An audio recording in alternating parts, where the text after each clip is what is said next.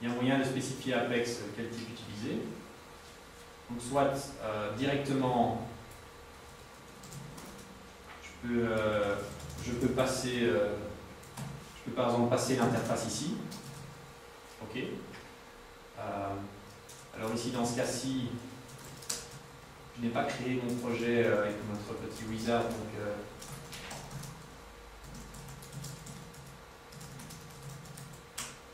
j'ai besoin d'ajouter un petit...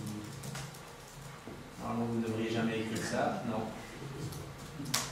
Oublions ça. Bon, je vais dire Apex d'utiliser.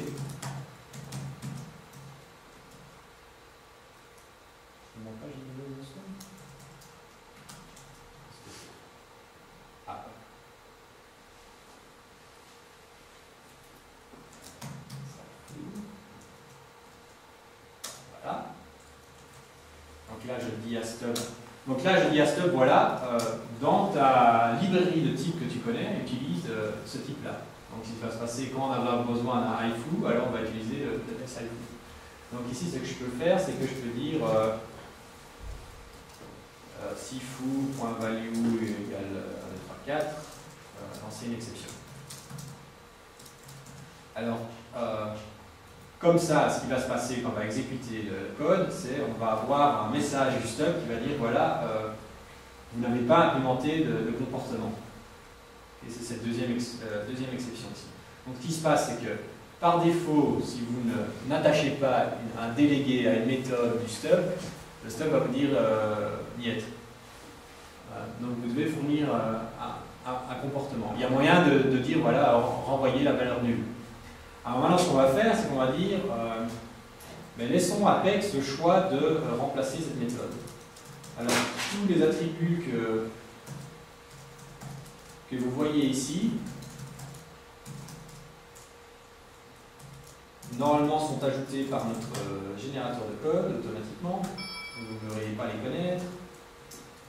Mais donc, dans ce cas-ci, ce qu'on va faire, c'est que dès qu'on a besoin d'une valeur, la valeur va être demandée Apex. Donc, en gros, on transforme cette exception, cette interface, dans l'interface de l'enfer. Donc, qu'est-ce qui s'est passé?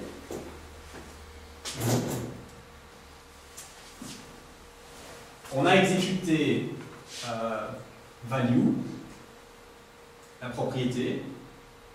La propriété a demandé à un fournisseur de valeur, j'ai besoin d'une valeur ici, parce qu'il n'y avait pas de délégué qui était accroché. Et le fournisseur de valeur est Apex.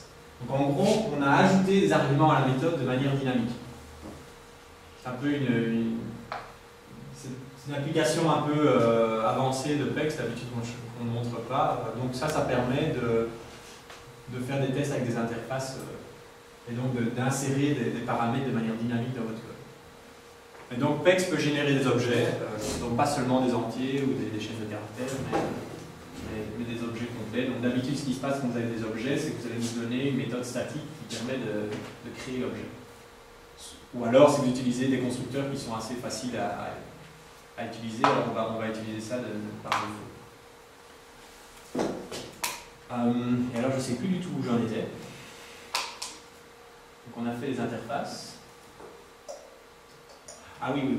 Donc on a bien compris ça, tout le monde a compris ça, donc on va faire un deuxième exercice. Même chose.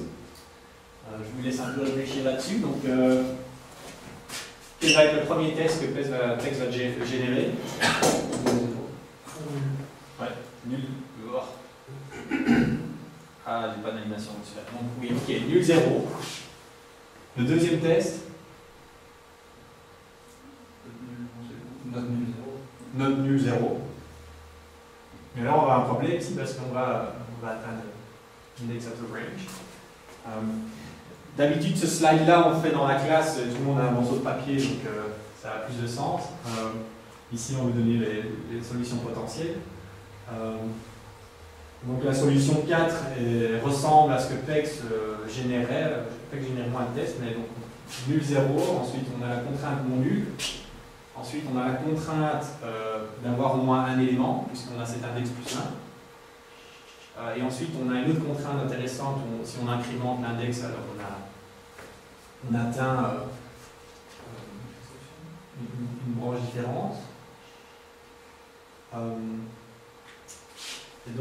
besoin du tableau où on a en fait deux éléments. Donc, cette suite n'est peut-être pas correcte parce que on l'avait fait dans l'avion et donc on n'avait pas eu le temps d'exécuter PEX, mais c'est plus ou moins l'idée. Donc ça c'était la partie PEX.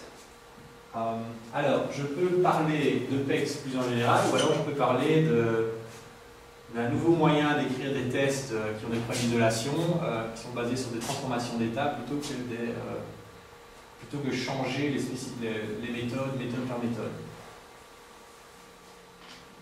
Bon, alors je vais parler de ça, vu que personne n'a décidé ce que je vais faire, je vais parler de ça. Donc, quand vous regardez les tests qui sont basés sur des blocs, ils sont très fragiles. Ils sont très fragiles parce que vous avez cette séquence très précise d'événements, donc de fonctions qui doivent être appelées et de valeurs que vous renvoyez, qui marchent à un moment dans le temps de votre programme, et dès que vous changez l'implémentation, vous changez l'ordre des méthodes dans lesquelles vous appelez, ou même vous changez la méthode que vous appelez, vous cassez votre test. Même si finalement vous appelez deux méthodes qui sont fonctionnellement les mêmes, vous allez casser les tests. Donc les mocks sont traditionnellement très fragiles, peu importe la syntaxe que vous utilisez, peu importe le framework. Donc la preuve par l'absurde, c'est que si on avait C10 qui supportait la syntaxe MOX, disons, dans le langage, ça ne résoudrait pas le problème que ces tests sont intrinsèquement fragiles. Donc ils sont fragiles parce qu'on spécifie l'état du système à travers ces méthodes, au lieu de spécifier un état. Ok, je parle dans le vide. On va essayer de montrer des exemples. Donc, je n'ai pas de slide pour ça. Quand vous écrivez un test d'intégration, ce que vous faites, c'est que vous amenez votre système dans un certain état, et vous savez le faire parce que vous êtes en train de tourner sur le vrai système. Vous exécutez votre petite application, et alors vous testez que vous êtes arrivé dans un nouvel état. Donc, vous faites des transformations d'état. Le problème quand vous écrivez des mocks, c'est qu'on essaie de faire des transformations d'état, mais on simule l'état par ces séquences de méthodes, et ce n'est pas le bon niveau d'abstraction. Donc nous, ce qu'on recommande en Microsoft Recherche, c'est d'écrire des modèles. On ne les appelle pas des modèles parce qu'il y a 42 frameworks qui font des modèles, on les appelle des types avec un comportement, avec des behave types. Et l'idée, c'est de construire des petits modèles de vos dépendances, et alors d'utiliser ça dans votre test. Donc par exemple, pour le système de fichiers, on va le modéliser comme un dictionnaire de chaînes d'entiers, donc le nom du fichier, vers un tableau donc vers les lignes. Donc l'implémentation de ce modèle se base sur les stubs. Donc ce qu'on va faire, c'est que on va hériter d'un type stub. Dans l'implémentation, dans le constructeur de ce modèle, on va créer un dictionnaire et on va attacher la méthode readOLines et on va mettre une implémentation qui ressemble plus ou moins à ce qu'un système de fichiers va faire. Donc, quand on reçoit un nom de fichier, on regarde dans le dictionnaire s'il existe. S'il n'y est pas, on lève une exception final found, ou sinon on va renvoyer les lignes. C'est une modélisation d'un système de fichiers à un seul utilisateur, très très simple, qui est plus ou moins suffisant pour du unit testing. Clairement, si vous avez des problèmes de performance ou de concurrence, ce ne sera pas suffisant, mais dans le niveau d'abstraction où on est, c'est assez. Maintenant qu'on a ce modèle, on va pouvoir l'utiliser dans le test. Alors ce que je vais faire, c'est que je vais faire un petit copier-coller, retourner dans mon test.